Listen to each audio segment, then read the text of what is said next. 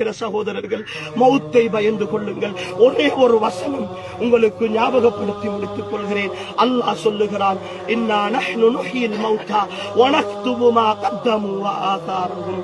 நாங்கள் தான் மரணித்தவர்களை எழுப்பச் செய்கிறோம், அவர்கள் செய்தவற்றையும் அவர்கள் விட்டு சென்றவற்றையும் நாங்கள் எழுதி வைப்போம் என்று அல்லாஹ் சொல்லுகிறார்.